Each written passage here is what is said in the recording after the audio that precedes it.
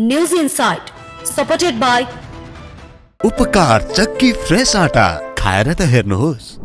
Plumber pipes र fitting टिकिरहन्छ चलिरहन्छ। स्वादिष्ट परिकारको लागि उपकार शुद्ध तोरीको तेल। हर खानामा उपकार ब्रान्डका अचारहरू, खुसी पनि मिठास पनि।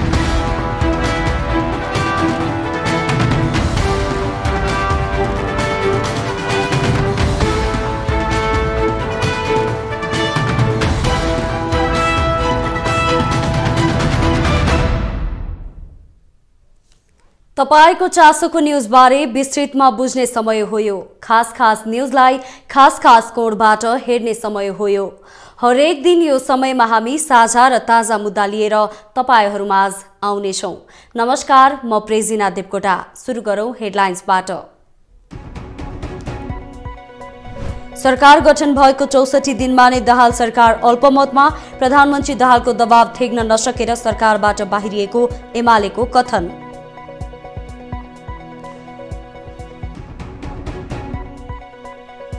वैदेशिक रोजगारीमा ठगिने र लुटिने क्रम अझै रोकिएन। यस आर्थिक वर्ष हालसम्म 1747 ठगीको उजुरी दर्ता।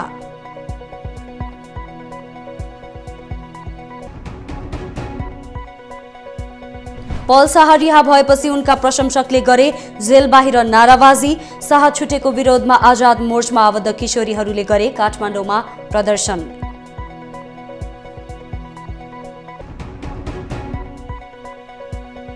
सर्वोच्च अदालतद्वारा सन्दीप लामिछानेलाई विदेश जाने अनुमति प्रदान। 2 दिनको सुनवाईपछि सर्वोच्च अदालतद्वारा उच्च अदालत पाटनको निर्णय सदर।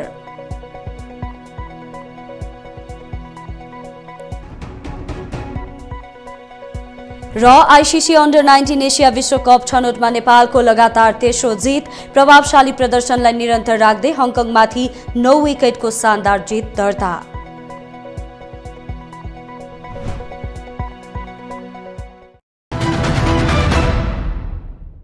पुस 10 को चिसोमा बालकोटमा भएको सहमतिले न्यायको अनुभूति गर्न नपाउँदै पुष्पकमल दाहाल सरकार अल्पमतमा परेको छ। बालुवाटारको वार्ता भारिएपछि बालकोट पुगेर नयाँ सहमति जुटाएका थिए पुष्पकमल दाहालले। त्यही सहमतिको जगमा सरकारको नेतृत्व गर्न पाएका प्रधानमन्त्री दाहालको सरकार गठन भएको 64 दिनमा नै अल्पमतमा परेको छ। सरकार गठनको मुख्य सूत्रधार नेकपा एमाले सरकारबाट बाहिरिँदा दाहाल सरकारले मधुमास पनि मनाउन नपाउँदै फेरि विश्वासको अर्को कसम खानुपर्ने भएको छ। एक रिपोर्ट। आइतबार परराष्ट्र मन्त्री विमला राई पौडेललाई जेनेभामा हुने सम्मेलनमा सहभागी हुन अन्तिम समयमा रोक्नु नै एमाले सरकारबाट बाहिरिने मुख्य कारण बन्यो। परराष्ट्र मन्त्री राईसँग भएको व्यवहारपछि आक्रोशित बनेको एमालेको सोमबार बिहान बसेको सचिवालय बैठकपछि उसले सरकारलाई दिएको समर्थन फिर्ता लिँदै सरकारबाट बाहिरिने निर्णय गरेको हो। कम्तीमा पनि राष्ट्रपतिको चुनावसम्म सरकारमा बस्ने मानसिकतामा रहेको एमालेलाई उसको कुरा पत्याउने हो भने प्रधानमन्त्री दाहालको दबाव थेग्न नसकेर सरकार छोडेको हो। परिषदको निर्णयको आधारमा जेनेभा जान लाग्नुभएका हाम्रो नेकपा एमालेको तर्फबाट सरकारमा सहभागी परराष्ट्र मन्त्री विमला राईज्यूलाई चाहिँ अन्तिम क्षणमा आएर अकारण नजानका निम्ति प्रधानमन्त्रीले निर्देशन गर्नुभएको छ। त्यति मात्रै होइन, उहाँले हामीलाई चाहिँ सरकारमा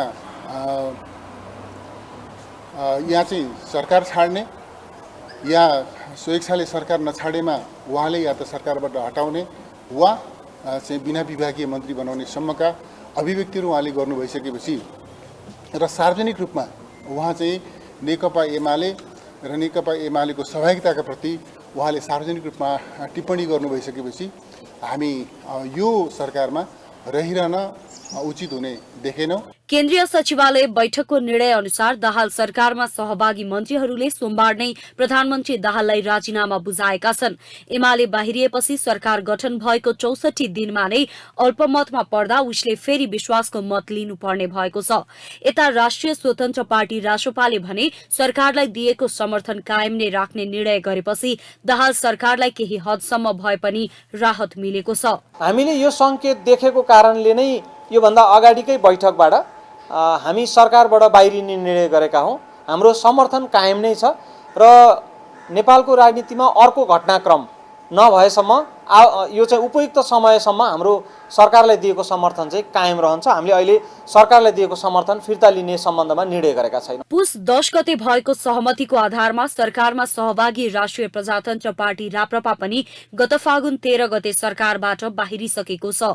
पुस 10 गते भएको सहमतिको आधारमा 169 सांसदको समर्थनमा दाहाल प्रधानमन्त्री बनेका थिए। एमाले र राप्रपाले समर्थन फिर्ता लिएपछि सरकारलाई जम्मा 77 जना सांसदको मात्रै समर्थन रहेको छ। गत पुस 26 गते विश्वासको मत लिँदा प्रधानमन्त्री प्रचण्डलाई 268 मत प्राप्त भएको थियो। तर अब दाहालले संविधानको धारा 100 को उपधारा 2 अनुसार पुनः विश्वासको मत लिनुपर्नेछ। एमाले र राप्रपा सरकारबाट बाहिरिए पनि 18 सांसद रहेको रासोपाले सरकारलाई विश्वासको मत दिने नदिनेमा अहिले भने मौन छ। तर नयाँ सहमति अनुरूप नेपाली कांग्रेस, नेकपा माओवादी केन्द्र, नेकपा एकीकृत समाजवादी र अन्य 5 दल प्रधानमन्त्री दाहालको पक्षमा नै रहने अवस्था हालसम्म कायम छ। पछिल्लो सहमति अनुरूपको 8 दलीय गठबन्धन अन्तर्गत कांग्रेससँग 88, माओवादी केन्द्रसँग 32, जसपासँग 12, जनमत पार्टीसँग 6, नागरिक उन्मुक्ति पार्टीसँग 4, लोसपासँग 4 र राष्ट्रिय जनमोर्चासँग 1 जना सांसद रहेका छन्, जसले गर्दा सरकारले विश्वासको मत पाउने अवस्था प्रबल छ। मुलुकको कूटनीतिक छवि कमजोर भइरहेको र साझा परराष्ट्र नीति नहुँदा देशको छवि धुमिल भइरहेको चर्चा चलिरहँदा परराष्ट्र मन्त्री प्रकरणले अर्को धब्बा लागेको छ। मन्त्री परिषदले पारित गरिसकेको भ्रमणमा निवर्तमान परराष्ट्र मन्त्री बिमला राई पौडेललाई रोकेपछि देशभित्रको दूषित राजनीतिको असर अन्तर्राष्ट्रिय समुदायमा पनि परेको छ। एमाले यही व्यवहारका कारण सरकारबाट बाहिरिएको छ भने अन्तर्राष्ट्रिय जगतमा नेपालको तर्फबाट फेरि एकपटक नराम्रो सन्देश गएको छ। एक रिपोर्ट। राष्ट्रसंघीय मानवाधिकार परिषदको 52औं सत्रमा सहभागी हुन निवर्तमान परराष्ट्र मन्त्री बिमला राई पौडेलको नेतृत्वमा नेपाली टोली आइतबार त्यसतर्फ प्रस्थान गर्ने पूर्व निर्धारित कार्यक्रम थियो। तर मन्त्री पौडेल नाटकीय ढंगबाट अन्तिम समयमा रोकिए, बाँकी टोली उडे। तर पौडेलको स्थानमा नेपाली टोलीको नेतृत्व भने पूर्व कानून मन्त्री गोविन्द बन्दीले गरे। यो आफैमा हास्यास्पद र लज्जास्पद विषय भएको स्वयं निवर्तमान मन्त्री पौडेलले आरोप लगाएकी छिन्। राष्ट्रिय छवि र गरिमालाई बचाउँदै कसरी अन्तर्राष्ट्रिय प्रतिबद्धतामा हाम्रो ऐक्यबद्धता जनाउने भन्ने नै हाम्रो फोकस थियो। यसरी हामीले विभिन्न चरणको चाहिँ तयारीहरू गरिरहेका थियौं। तर अन्तिम समयमा गएर अब प्रधानमन्त्रीज्यूले चाहिँ नजानु भनेर एडभाइस गर्नुभएकोले म आफूले नेतृत्व गरेर जान सकिनँ। त्यो भएर चाहिँ मेरो यो भ्रमण चाहिँ म आफू चाहिँ फिर्ता भएँ र त्यसपछि अरू टोली जानु भएको छ। र अहिले मैले सुन्नमा आएसम्म चाहिँ जसलाई विज्ञ भनेर हामीले टोलीमा समाहित गरेको थियौं, उहाँले चाहिँ त्यो नेपालको टोलीको नेतृत्व गर्ने भन्ने खालको कुरा आएको छ। तर औपचारिक रूपमा यसको निर्णय भइसकेको मलाई थाहा छैन। दलहरू बीचको विवाद र असहमति एक ठाउँमा भए पनि यसले अन्तर्राष्ट्रिय समुदायमा भने असर पार्ने काम गर्नु नहुने टिप्पणीहरू पनि हुन थालेका छन्। नेपाल राष्ट्रसंघीय मानवाधिकार सुरक्षा परिषदको सदस्य पनि हो। राष्ट्रपति निर्वाचनका कारण सरकारमा हुन लागेको हेरफेरले मन्त्रीलाई रोकिनु न्यायसंगत नभएको टिप्पणी पनि गरिन थालिएको छ। यसबारे सरकारले अहिलेसम्म औपचारिक केही जानकारी नगराए पनि प्रधानमन्त्री पुष्पकमल दाहालको कतार भ्रमण पनि रोकिएको छ। अति कम विकसित मुलुकहरू एलडीसीओ 5औं सम्मेलनमा सहभागी हुन प्रधानमन्त्री दाहाल फागुन 19 गते कतार जाने कार्यक्रम थियो। यही कार्यक्रममा निवर्तमान परराष्ट्र मन्त्री पौडेल जेनेभाबाट फर्कदा सहभागी हुने कार्यक्रम तय भएको थियो। नेपालले अब एलडीसीओ अध्यक्षता प्राप्त गर्ने भएकाले यो सम्मेलन नेपालका लागि महत्त्वपूर्ण छ। तर यो कार्यक्रममा प्रधानमन्त्री सहभागी नभएर उप प्रधानमन्त्री एवं भौतिक पूर्वाधार तथा यातायात मन्त्री नारायण काजी श्रेष्ठ त्यसतर्फ जाने तय भएको छ। यता प्रधानमन्त्री नजाने उता परराष्ट्र मन्त्रीलाई रोकेर पूर्व मन्त्री पठाउने जस्ता कार्यले अन्तर्राष्ट्रिय जगतमा नेपालको छवि फेरि एकपटक धुमिल बनेको छ। किशोरीहरूलाई बन्धक बनाएर यौन शोषणको आरोपमा केन्द्रीय अनुसन्धान ब्युरो सीआईबीले आइतबार एक चिनिया नागरिकलाई पक्राउ गर्यो। ती चिनिया नागरिक पक्राउ परेसँगै सीआईबीले 14 देखि 17 वर्षसम्मका 6 जना किशोरीको उद्धार समेत गरेको छ।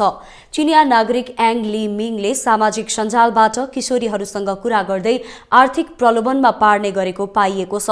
यसै विषयमा केन्द्रित रहेर केन्द्रीय अनुसन्धान ब्युरो सिआइबीका प्रवक्ता सञ्जय सिंह थापासँग सहकर्मी शर्मिला नगरकोटीले गरेको कुराकानी अबको क्रममा।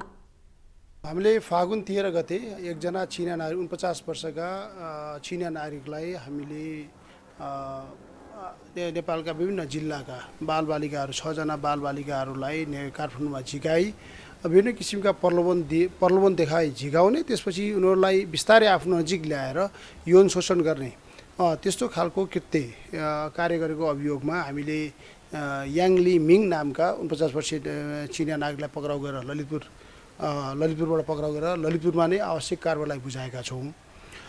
यो सन्दर्भमा कुरा गर्दाखेरि त्यो चिनिया नागरिकले नेपालमा यो Coca new puree and mattress company नामक यो म्याट्रेस तथा यो फर्निचरका व्यवसाय गरेर बस्दै रहेको र उसले यहाँ बस्दाखेरि उसले विभिन्न वर्गका नाबालिग किशोरीहरू नाबालिकाहरूलाई र किशोरीहरूसँग सम्पर्कमा आउने, सामाजिक सञ्जालको प्रयोगबाट सम्पर्कमा आइसकेपछि उनीहरूलाई विभिन्न किसिमले नजिकै गइसके पश्चात उसलाई काठमाडौँ आउनलाई उत्साहित गराउने, त्यसपछि काठमाडौँमा आउनको लागि उसले आफैले टिकटहरू काटिदिने र काठमाडौँमा झिकाइसकेपछि यहाँको कुनै होटलहरूमा सुरक्षित साथ राखिसकेपछि फेरि उसँग विभिन्न किसिमका रेस्टुरेन्टहरूमा डिस्कोहरूमा दोहोरी जस्ता कुरोमा खानपिन अब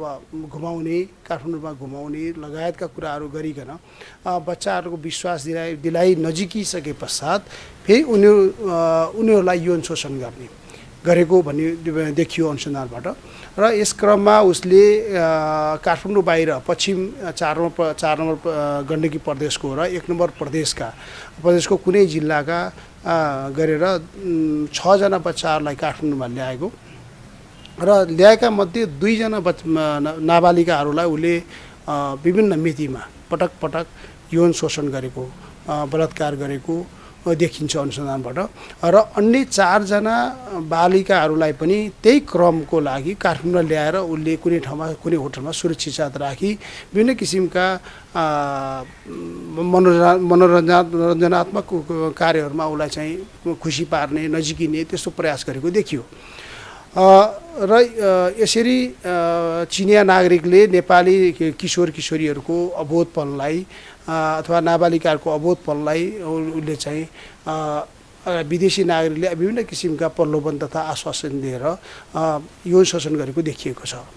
यो चाहिँ जुन यो प्रकरण नै अगाडि आएको हो कि कसैले उजुरीको आधारमा चाहिँ अनुसन्धान अगाडि बढाइएको कि कसरी आयो? यस सन्दर्भमा के छ भन्दाखेरि आफ्नो बच्चा आफ्नो सम्पर्कमा नभए पश्चात अभिभावकहरूले बच्चालाई खोज्ने क्रममा काठमाडौँमा छ भन्ने कुरा जानकारीमा आइसके पश्चात उहाँहरूले सिआइबीलाई जानकारी गराउनुभयो र त्यस पश्चात हामी किशोरीहरूको अवस्था कहाँ छ भन्ने हिसाबले हामी त्यसलाई फलो गर्दै गयौँ र फलो गर्ने क्रममा चाहिँ चिनिया नागरिकको सम्पर्कमा छ भन्ने कुराहरू अभिभावकले पनि बुझ्नुभयो र हामीले पनि बुझे पश्चात चिनिया नागरिकसम्म हामी पुग्ने क्रममा चाहिँ जब ती नाबालिकाहरू हाम्रो सम्पर्कमा आए र उनीहरूबाट हामीले विस्तृत रूपमा बुझ्दै जाँदाखेरि उसले ठमेलमा लगेर राख्ने सुरुमा, त्यसपछि पश्चात उसले ललितपुरको बुङमतीमा उसले आफू बस्दै रहेको फ्ल्याटमा लगेर ती नाबालिकाहरूलाई यौन शोषण गरेको पाइयो र ती कुराहरू खुले सँगसँगै अरू 4 जना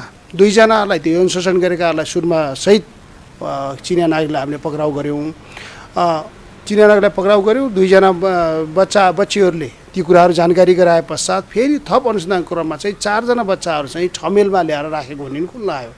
भनेपछि यो अभिभावकहरूले आफ्नो बच्चाहरू खोज्ने क्रममा सिआइबीलाई उहाँहरूले जानकारी गराउनुभयो र सिआइबीले यो केसलाई अगाडि बढ्ने क्रममा अनुसन्धान गर्दै अगाडि बढ्ने क्रममा चाहिँ चिनिया नागरिकको यो कृत्य चाहिँ यो कृत्यको बारेमा चाहिँ पर्दाफास भएको। कुनै नाबालिकालाई उसले सम्पर्कमा ल्याइसके पश्चात उसलाई यौन शोषण गरे पश्चात उसको साथीको सर्कलको लिङ्कलाई मलाई जोडिदेऊ भनेर उसले आर्थिक प्रलोभन दिने र कुनै साथीलाई भेटाइदियो अथवा फेसबुकमा जोडाइदियो अथवा उसलाई विश्वास दिलाउनलाई सहयोग गर्यो भने फेरि त्यसमा पनि आर्थिक रूपमा चाहिँ उसलाई प्रलोभन दिने, आर्थिक सहयोग पनि गर्ने। त्यो गरिकन एकजना बालिकाबाट अन्य बालिकाहरूको सँग सम्पर्क बढाउँदै उसले धेरैजनाको समूह चाहिँ बनाउन चाहिँ सफल भएको देखिन्छ। अब यो चिनिया नागरिककै यो केस चाहिँ अब चाहिँ कसरी अगाडि बढ्छ? यो अहिले हाल हामीले ललितपुर परिसरबाट चाहिँ चिनिया नागरिकलाई बुझाएका छौँ र जुन पीडित नाबालिकाहरू छन् उनीहरूलाई अहिले काउन्सिलिङ तथा संरक्षणको लागि हामीले कुनै सामाजिक संस्थामा चाहिँ सुरक्षित राखेका छौँ र चिनिया नागरिकको हकमा चाहिँ उसले अब पटक 2वटा नाबालिकाहरूलाई यौन शोषण गरेको देखिए पश्चात हामीले उनीहरूको अभिभावकबाट जबरजस्ती करणी मुद्दामा हामीले जाहेरी दरखास्त लिइकन मुद्दा दर्ता भइसक्यो र तत्पश्चात 3 दिनको म्याद पनि हामीले समाज अदालतबाट लिइसकेको अवस्था छ र सँगसँगै उसले अन्य विभिन्न किसिमका अपराधहरू गरेका छ, जस्तै बाल दुरुपयोग गरेको छ लगायतका अन्य अप्राकृतिक कुराहरू केही छन् कि यस्ता कुराहरू सबै जोड्दै जान्छौँ र अन्य जुन किसिमका अपराधहरू उसले गरेको छ यी बच्चाहरूलाई यहाँ ल्याउनको लागि र ल्याइसके पछाडि जे गरेछ तीनहरूमा समयमा उनलाई त्यही अनुसार सोही अनुसारको चाहिँ कानुन आकर्षित हुन्छ र त्यही अनुसार मुद्दा चलाउँछौँ। जस्तै यही विदेशी नागरिकको कुरा गर्नुपर्दाखेरि चाहिँ विदेशी नागरिक भन्ने बित्तिकै हामी चाहिँ प्रलोभनमा परिहाल्ने खालको भन्ने जस्तो देखियो यो केसहरूमा चाहिँ। यसमा चाहिँ त्यसो भए बालबालिका नै चाहिँ कसरी चाहिँ प्रलोभनबाट छुटकारा पाउन सकिन्छ, यो प्रलोभन कसैले देखाइरहेछ भने चाहिँ यो चाहिँ यस्तो हुनसक्छ है भनेर चाहिँ के भन्न सकिन्छ? अब कसरी छुटकारा पाउन सकिन्छ भन्दा त पहिलो त चेतना नै हो र अर्को कुरा अहिले सामाजिक सञ्जालले मानिसहरूलाई धेरै कुराहरू सिकाएको छ। धेरै कुरा सिकाउने क्रममा यसको सामाजिक सञ्जालको दुरुपयोगको एउटा औ पनि हो। सामाजिक सञ्जाललाई सदुपयोग गर्न नजान्दा र अर्को कुरो गरिब विपन्न परिवारका बालबालिकाहरूलाई राम्रो हेरचाह हेरविचार र जुन चेतना दिनुमा पुग्नुपर्ने हो उनको तहसम्म त्यो गइ नसकेको अवस्थाले गर्दा पनि यस्ता घटनाहरू भएको हुन सक्छन्।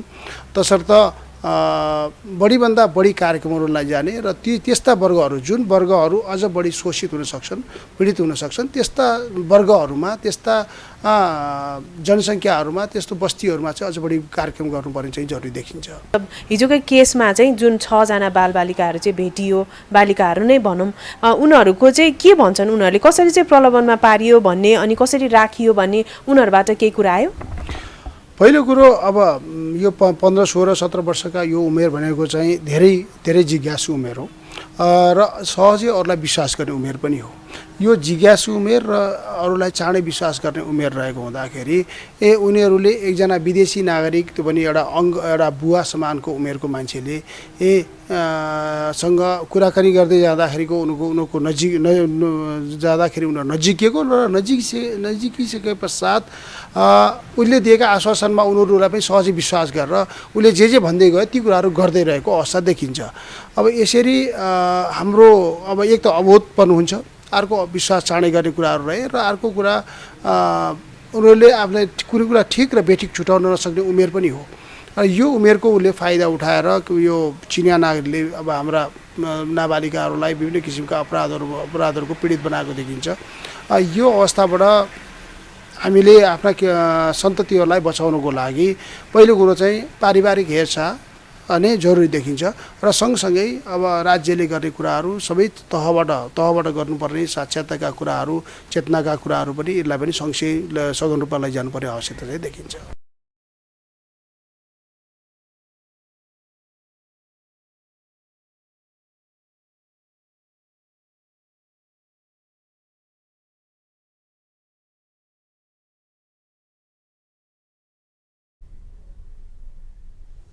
मुलुकको इज्जत धानेको छ रेमिट्यान्सले।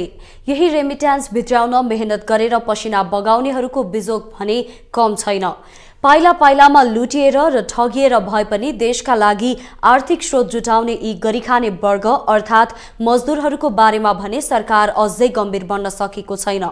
वैदेशिक रोजगारीलाई व्यवस्थित र मर्यादित बनाउने भन्दै धेरै नारा फलाकियो, तर चोट भने उनीहरूले भोग्न छोडेका छैनन्, जो निरन्तर ठगिरहेका छन्। एक रिपोर्ट। 1/3 अर्थतन्त्र वैदेशिक रोजगारबाट आएको रेमिट्यान्सले धानिरहेको छ। विदेशमा रहेका श्रमिकबाट राज्यलाई वर्षेनी अरबौं रकम आउँछ। राज्यलाई आउने त्यो रकम भने यसै पक्कै आएको होइन। आफ्नो देश र परिवारबाट टाढा रहेर रगत र पसिना बगाएका श्रमिकले कमाएको रकम हो त्यो। तर यिनै दुखजिलो गर्ने वर्ग दलाल र म्यान पावरबाट वर्षेनी ठगिँदै आएका छन्। मलाई उसले 1,70,000 भन्थ्यो। उसले अब दुबई पठाइदिन्छु भनेर मलाई एयरपोर्टबाटै फर्काइदिएको क्या। म एयरपोर्ट पुगेर पनि फुलमाला लाएर एयरपोर्टबाट फर्काइदिएको क्या। देशले रेमिट्यान्सको मिठास हरेक समय अनुभव गरे पनि वैदेशिक रोजगारमा जानेहरूको यथार्थ भने नमिठो र हृदय विदारक छ। अझ पछिल्लो समय त झन मलेसिया लगायतका खाडी मुलुकमा जाने भन्दा पनि ठूला र विकसित देशमा जाने युवाहरू बढी ठगीमा परेको विभागको तथ्याङ्कले देखाउँछ। राम्रो र धेरै कमाई हुने विकसित देशमा पठाइदिन्छु भन्दै सोझा साझा युवालाई दलालले ठग्ने गर्छन्। वैदेशिक रोजगार विभागकै तथ्याङ्क अनुसार पछिल्लो 5 वर्षमा 6,124 श्रमिकबाट 5 अर्ब रुपैयाँ भन्दा बढी ठगी भएको छ। पछिल्लो 3 आर्थिक वर्षमा परेका व्यक्तिगत तथा संस्थागत उजुरी: आर्थिक वर्ष 2076-77 मा 914 उजुरी, आर्थिक वर्ष 2077-78 मा 780 वटा उजुरी, आर्थिक वर्ष 2078-79 को हालसम्म ठगीका 1747 वटा उजुरी। उनीहरूले चाहिँ हामीले डाइरेक्ट पैसा दिइसकेपछि तपाईको पैसा रिसिभ गरेर उनीहरूको भाउचर नदिने के। उनीहरूको भाउचर दियो भने चाहिँ यहाँ चाहिँ केस लाग्दो रहेछ हैन। अब तपाईको एजेन्टको नाममा हाल्दियो भन्ने, अनि एजेन्टको नाममा हाल्दियो, अनि एजेन्ट भगाइदिन्छ। नेपालबाट व्यक्तिगत र संस्थागत श्रम स्वीकृति लिएर वर्षमा 6 लाख भन्दा बढी युवा विभिन्न देश वैदेशिक रोजगारीका लागि जाने गरेको विभागको तथ्याङ्कले देखाउँछ। नयाँ श्रम स्वीकृति लिएर वार्षिक 3.5 लाख युवा खाडीका विभिन्न देश पुग्ने गर्छन्। दिनदिनै विदेश जाने युवाको संख्या बढेसँगै ठगीमा परेको उजुरीको संख्या पनि बढ्दो छ। यो संख्या वृद्धिसँगै चाहिँ नि वैदेशिक रोजगारमा जानेहरू ठगिने पीडित हुने संख्या पनि बढ्दो छ र अरू यो जस्तो भनौँ न अन्य घटनाहरू, दुर्घटनाहरू, मृत्युका घटनाहरू पनि सँगसँगै बढ्दो छ। कतिपय म्यान पावर कम्पनीले त एजेन्टको प्रयोग गरेर श्रमिकलाई ठग्ने गरेको पाइएको छ। एकातिर म्यान पावर कम्पनीको ठगीको मारमा परिरहेकाहरू अर्कातिर दलालको ठगीबाट उम्कन नसक्ने गरी घेराबन्दीमा पर्ने गरेका छन्। हामीसँग यहाँ सयौंको संख्यामा मुद्दाहरू छन्। ती प्रत्येकको दर्ता भएको आधारमा कुनलाई अग्राधिकार दिएर अगाडि अनुसन्धान गर्दै लाने, अनि त्यसपछि त्यो क्रमशः पनि हुन सक्छ धेरै भएपछि। नेपालको लागि सुनको अण्डा पार्ने कुखुरी नै बनेको वैदेशिक रोजगारीमा व्याप्त विकृति बढार्न सरकारले ठूलै मेहनत गर्नुपर्ने अवस्था छ। देशका खेत तथा पाखाबारी बाँझो राखेर विदेशका धेरै देश बनाएकाहरूको बारे सरकार पनि गम्भीर बने भित्र नै रेमिट्यान्समा कुनै दाग लाग्ने थिएन। तपाईलाई न्यूज इनसाइटमा पुनः जोड्नेछौं। बलात्कार र बाल यौन दुराचार नेपाली समाजले स्वीकार्न मात्र नभई सुन्न पनि नमान्ने अपराध हो। यो अपराधमा भोग्नुपर्ने कानूनी सजाय एकातिर छन् भने समाजले दिने तिरस्कारको सजाय अर्कोतिर छ। तर नेपालमा गत वर्षदेखि 2 स्टार युवाहरू यही प्रकरणमा मुछिँदा समाज मात्र आश्चर्यचकित भएन। सामाजिक सञ्जाल मार्फत ठूलो संख्यामा युवा युवतीहरू ती 2 युवाहरूको पक्षमा उभिँदा स्टार भएपछि जस्तोसुकै अपराध गर्दा पनि हुँदो रहेछ भन्ने भान नै भयो। तर कानूनी हिसाबमा पनि निर्दोष साबित हुँदा समाजमा उनीहरूको पुनर्जीवन सहज हुने देखिएको छ। तर ती किशोरीहरूको बारेमा नेपाली समाज कहिले उदार बन्ला? एक रिपोर्ट। अहिले पुरुषलाई फसाउन हनी ट्र्याप चलेको अपराध हो, तर सबै ठाउँमा यो अपराध लागू हुँदैन। युवा अवस्थामा कुनै पनि किशोर र किशोरी बीचको आकर्षण कुनै अपराध होइन, स्वाभाविक प्रक्रिया नै हो।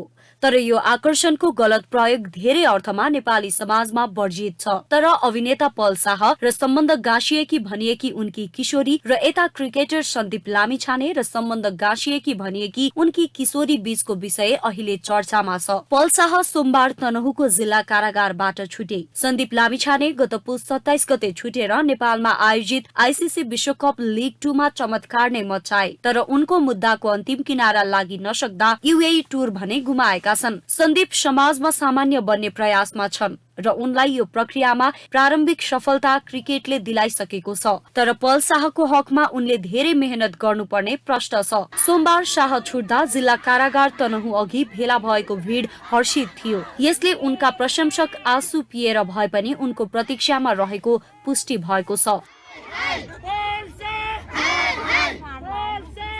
नाबालिगलाई जबरजस्ती करणी गरेको अभियोगमा दोषी ठहर गर्दै पूर्वी नवलपरासी जिल्ला अदालतले गत भदौ 21 गते पल शाहलाई 2.5 वर्ष कैद र पीडितलाई 10 लाख रुपैयाँ क्षतिपूर्ति दिनुपर्ने फैसला गरेको थियो। फैसला विरुद्ध शाहले सफाई दिन माग गर्दै उच्च अदालत पोखरामा पुनरावेदन गरेका थिए। उच्च अदालत पोखराले नवलपरासीको निर्णय बदर गर्दै पललाई सबै अभियोगबाट सफाई दिएपछि 1 वर्षदेखि थुनामा रहेका पल छुटेका हुन्। शाह विरुद्ध सो अभियोगमा तनहु र पूर्वी नवलपरासी जिल्ला अदालतमा मुद्दा परेको थियो। तनहु अदालतले शाहलाई गत माघ 3 मा सफाई दिएको थियो। प्रश्न यहाँ गम्भीर बनेको छ। 1 वर्ष जेल बसेपछि निर्दोष साबित भएका पलले गुमाएको प्रतिष्ठादेखि लिएर सामाजिक इज्जतको क्षतिपूर्ति अब कसले देला? यो प्रश्नको उत्तर सहज हुन सक्ला, किनभने उनको प्रशंसक सामाजिक सञ्जालमा अति नअटी छन्। त्यसमाथि युवतीहरू नै उनको पक्षमा उभिदा अझै सहज होला उनलाई। तर यी युवती जसले आफ्नो सर्वस्व गुमाए,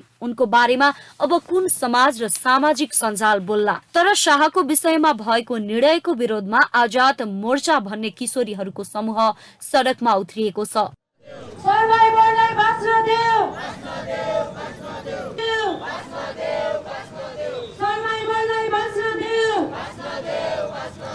एउटा नेताले चाहिँ चुनाव जितेर हैन हर्ष उल्लास मनाए जसरी उहाँ चाहिँ रिहा हुनु भएको छ र उहाँका समर्थकहरू फूलमाला खादा लिएर चाहिँ उहाँलाई चाहिँ स्वागत गर्न जानु भएको छ।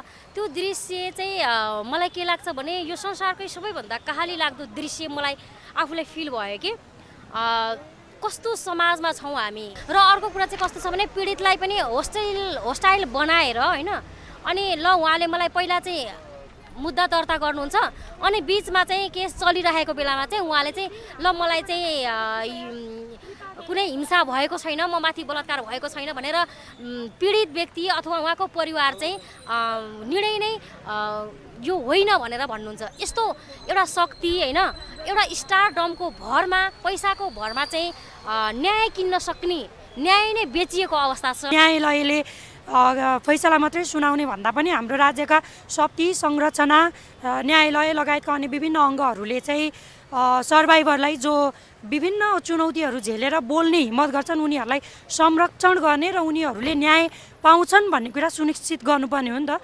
तर यो पछिल्लो फैसलामा त त्यो देखिएन।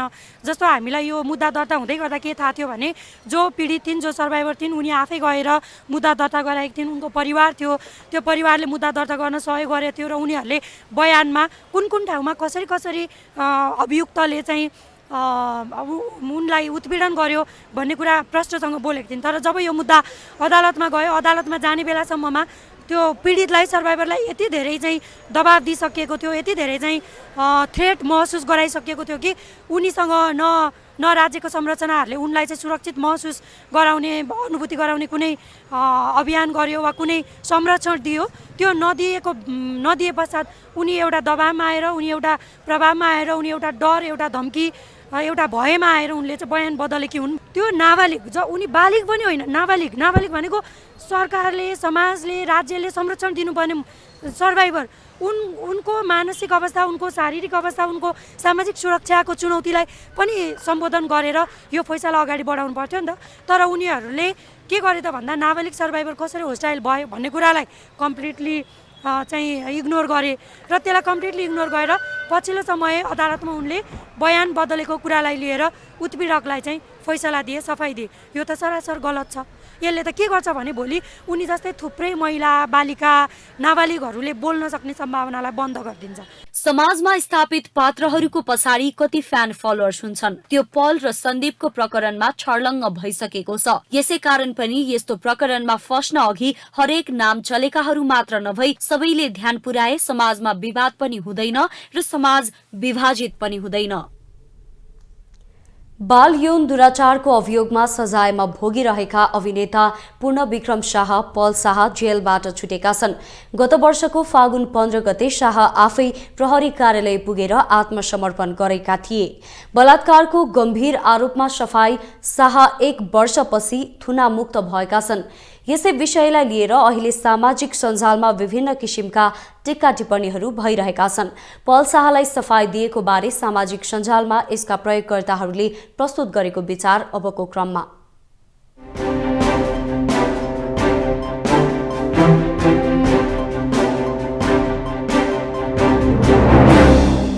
नेपाल बार एसोसिएसनका सदस्य तथा अधिवक्ता सरी थापा लेख्छिन्, नाबालिकाको बयान फेरिँदैमा पल्सा विरुद्धको मुद्दाका तथ्य फेरिँदैनन्। नाबालिग माथिको अपराधका तथ्य अनदेखा गर्दै अभियोग दाबी नपुग्ने भनी सामान्यकरण गर्ने उच्च अदालत पोखराको फैसला त्रुटिपूर्ण र अन्यायपूर्ण छ। यो मुद्दाको अन्तिम किनारा लाग्ने ठाउँ सर्वोच्च अदालत अझ बाँकी छ। कुनै पनि किसिमका प्रभाव र दबावमा न्यायालयको तथ्यहरूको व्यवस्था गर्ने कुरा ग्राह्य हुनुहुँदैन। यो फैसला सच्याउन सर्वोच्चले अधिकतम विवेक प्रकट गरेन भने यसैको नजिरले आउँदा अन्य मुद्दालाई डरलाग्दो गरी प्रभावित गर्छ, हेक्का राखियोस्। फिल्म निर्देशक तथा सञ्चारकर्मी सुरेश दर्पण पोखरेल भन्छन्, पल शाह त निर्दोष प्रमाणित भए तर हिजो आरोप लागेकै भरमा बलात्कारी जसरी उनलाई छिछि गर्ने सो कल्ड बुद्धिजीवीहरूले के गर्लान्। अब मलाई त तिनको पो दया लागेर आयो, कठै अजासुहरू। त्यस्तै रञ्जना कामीको भनाइ छ, मानसिक तनाव यातना भने चीज कति खतरा हुन्छ। मान्छे आत्महत्या गर्न सक्छ,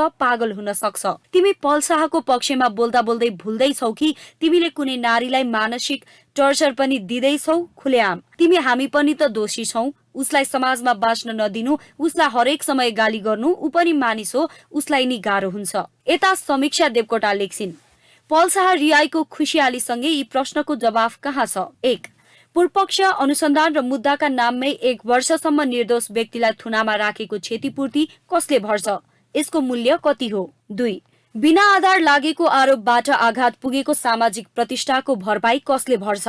एउटा निर्दोष व्यक्तिले यस्ता गम्भीर आरोप खेप्दा परिवारमा परेको पीडाको समाधान कसले गर्छ? यसको मूल्य कति हो?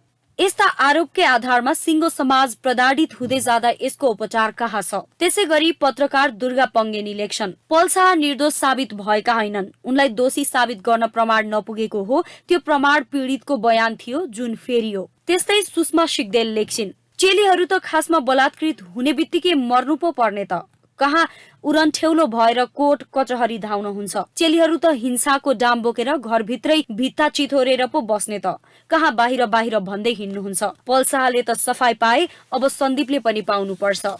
छोरीहरू मुर्दाबाद। फेसबुकमा राजेन्द्र छेत्री लेख्छन्, खराब समयपछि मात्र सही समय आउँछ, तर सही समयमा कसरी बाँच्नुपर्छ त्यो खराब समयले नै सिकाउने गर्छ। सत्य कहिले लुक्दैन र सत्यकै सधैँ जित हुन्छ। बस समय ढिलो चाँडो हुन्छ, बस हरेस खानुहुन्न। बधाई छ पल शाह दाई।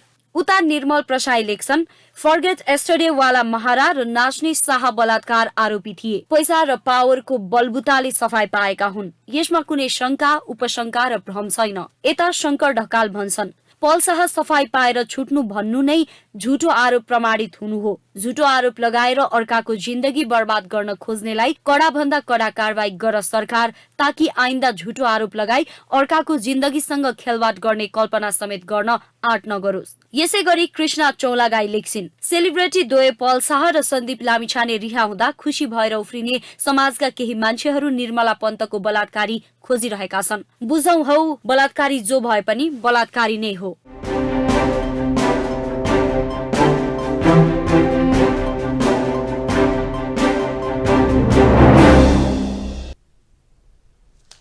काठमाडौँको बसन्तपुरमा रङ्गीचङ्गी ध्वजाले सजाइएको 3 तले चिर ठड्याइएसँगै देशभर फागु पर्व सुरु भएको छ। हनुमान ढोका दरबारको गद्दी बैठकको दक्षिणतर्फ चिर ठड्याइएपछि देशभर फागु अर्थात् होली पर्व सुरु भएको मानिन्छ। फागुन शुक्ल अष्टमीका दिन ठड्याइने चिर उठाएपछि देशभर फागु पर्व सुरु भएको मानिन्छ। सोमबार बिहान 7:45 बजेको साइतमा मानन्दर समुदायले रङ्गीचङ्गी ध्वजा सहितको चिर ठड्याएका हुन्। साथै उनीहरूले एक अर्कालाई अबिर दलेर फागु पर्व सुरु भएको जनाउ दिएका छन्। यस वर्षको फागु पर्वको मुख्य दिन फागुन 22 र 23 गते परेको छ। 22 गते हिमाली तथा पहाडी जिल्लामा र 23 गते तराई जिल्लामा होलीको सार्वजनिक बिदा दिएको छ।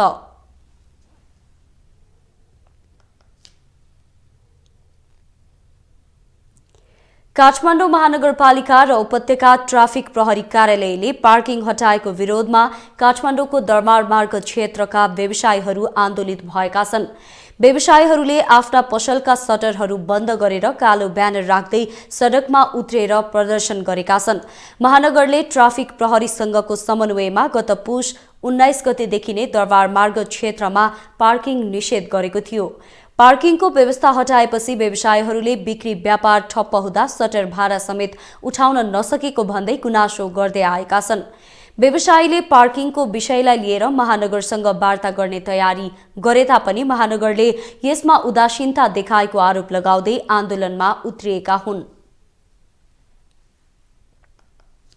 विभिन्न आरोप लगाएर बदनाम गर्न खोजिएपछि बचतकर्ता माझ रहेको आफ्नो छवि कायम राख्न शिवशिखर बहुउद्देश्य सहकारी संस्थाका विभिन्न शाखाहरू सोमबारदेखि सञ्चालनमा आएका छन्। देशको भएको आर्थिक तरलताको अभावले कारोबार सुस्त हुँदा समस्याको सामना गर्नु परेको सहकारीले अब नियमित सेवा उपलब्ध गराउने भएको छ। एक रिपोर्ट। शिवशिखर सहकारी संस्था लिमिटेड र बचतकर्ताहरूका बीच भएको 5 बुँदे सहमतिपछि सोमबारबाट सहकारी पुनः सञ्चालनमा आएको हो। सहकारीका बचतकर्ता तथा वार्ता टोलीका संयोजक लोकेन्द्र लम्सालका अनुसार सहकारीका विपद व्यवस्थापन समितिका संयोजक भोजराज पौडेल, प्रदेश प्रबन्धक र धनगढी शाखा प्रबन्धकको हस्ताक्षर सहितको 5 बुँदे सहमति भएपछि सहकारी सञ्चालनमा आएको हो। शिवशिखर बहुउद्देश्य सहकारीका विपद व्यवस्थापन समितिका संयोजक भोजराज पौडेलका अनुसार प्रदेशका विभिन्न जिल्लामा 1 अर्ब 50 करोड़ बढी रकम जम्मा छ।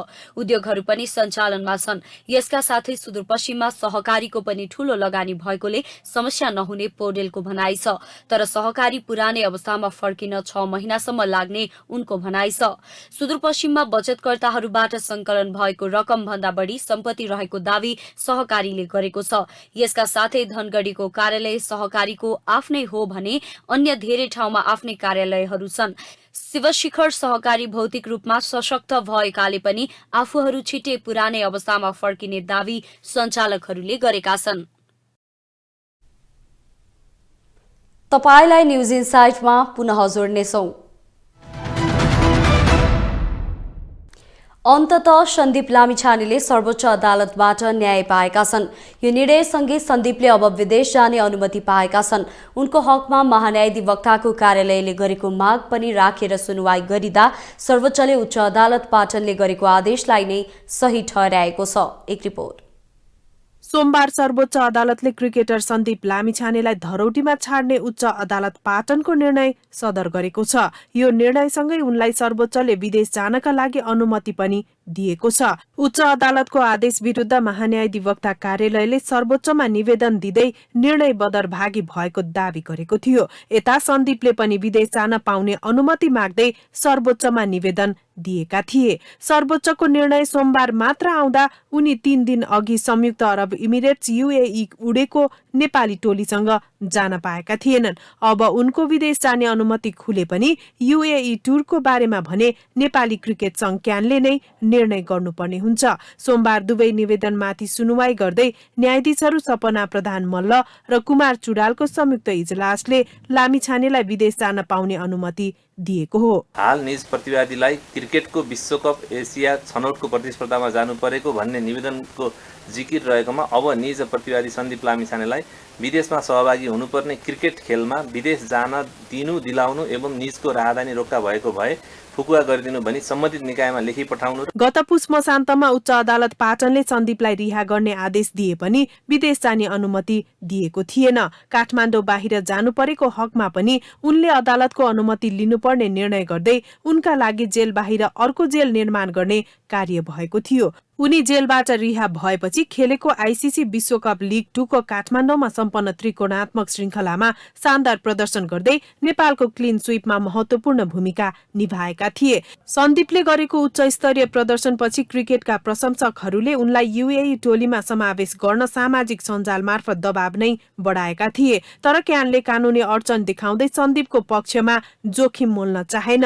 आइतबार र सोमबार दुवै निवेदनमाथि संयुक्त सुनवाईपछि लामिछाने पक्षमा आदेश आएपछि अब उनको विदेश यात्रालाई लिएर क्यानले कस्तो निर्णय लिन्छ त्यो भने हेर्न बाँकी छ। सन्दीपको स्थानमा क्यानले युएई भ्रमण टोलीमा प्रतीश जीसीलाई समावेश गरेको छ। जीसीले युएईमा सोमबार खेलिएको आइसिसी विश्वकप लिग 2 को पपुवा न्युगिनी विरुद्धको खेलमा 1 विकेट लिन सफल भएका छन्। उमेर समूहमा रहेको आफ्नो श्रेष्ठतालाई पुनः प्रमाणित गर्दै नेपालले आइसिसी अन्डर 19 एसिया विश्वकप छनौटमा लगातार तेस्रो जित बटुलेको छ। पहिलो खेलमा सिंगापुरलाई 86 र दोस्रो खेलमा कुवेतलाई 243 रनको फराकिलो अन्तरले पराजित गरेको नेपालले हङकङमाथि 9 विकेटको जित दर्ता गर्दै छनौटमा आफ्नो प्रभाव कायम राखेको छ। एक रिपोर्ट। संयुक्त अरब इमिरेट्सको अजमानमा जारी प्रतियोगितामा टस जितेर पहिले ब्याटिङ रोजेको हङकङले 46 ओभर 3 बलमा 120 रन बनाउँदा अल आउट भएको थियो। प्रत्युत्तरमा नेपालले आकाश त्रिपाठीको नट आउट 64 रनको सहयोगमा 126 रन बनाउँदै 22 ओभर 1 बलमा पनि लक्ष्य चुमेको थियो। माले क्रिकेट मैदानमा आकाशले 72 बलको सामना गर्दा 5 चौका र 4 छक्काको सहयोग लिए। उनले एलियन जाहिरको बलमा छक्का प्रहार गर्दै नेपालका लागि विजयी रन बटुलेका थिए। आकाशले दोस्रो विकेटमा उत्तम थापा मगरसँग अभिजित 98 रनको साझेदारी गरेका थिए। उत्तम पनि 39 रन बनाई क्रिजमा नै रहे। अघिल्लो खेलमा शतक बनाएका अर्जुन कुमारले 16 रनको योगदान गरे। नेपालबाट हेमन्त धामीले 3 विकेट लिँदा सुभाष भण्डारीले 2 विकेट लिए। यस्तै आकाश चन्दले 2 र दिपेश कँडेलले 1 विकेट लिए। 6 राष्ट्र सम्मिलित यस प्रतियोगिताको विजेता टोली अर्को वर्ष श्रीलङ्कामा आयोजना हुने आइसिसी अन्डर 19 विश्वकपमा पुग्नेछ। मलेसिया र युएई विरुद्धको आगामी 2 खेल जितेमा नेपाल राउन्ड रोबिनको आधारमा भएको प्रतियोगिता जित्दै श्रीलङ्काको यात्रा तय गर्नेछ। टर्कीमा सोमबार फेरि भूकम्प गएको छ। टर्कीको मल्ताया प्रान्तमा 5.6 म्याग्निट्युडको भूकम्प गएको अन्तर्राष्ट्रिय सञ्चार माध्यमहरूले उल्लेख गरेका छन्। सोमबार गएको नयाँ भूकम्पका कारण पनि केही घरहरू ढलेका छन्। सोमबार भूकम्पमा परि 1 जनाको मृत्यु भएको छ भने 60 जना भन्दा बढी घाइते भएका छन्। गत फेब्रुअरी 6 मा टर्कीमा भूकम्प जाँदा सिरियासम्म असर परेको थियो। दुवै देशमा गरेर 50,000 भन्दा बढीको मृत्यु हुँदा हजारौं घाइते भएका थिए। भूकम्पका कारण लाखौं मानिस विस्थापित भएका छन्।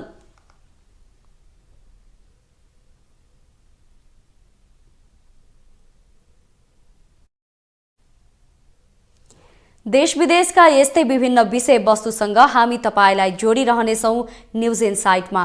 नमस्ते।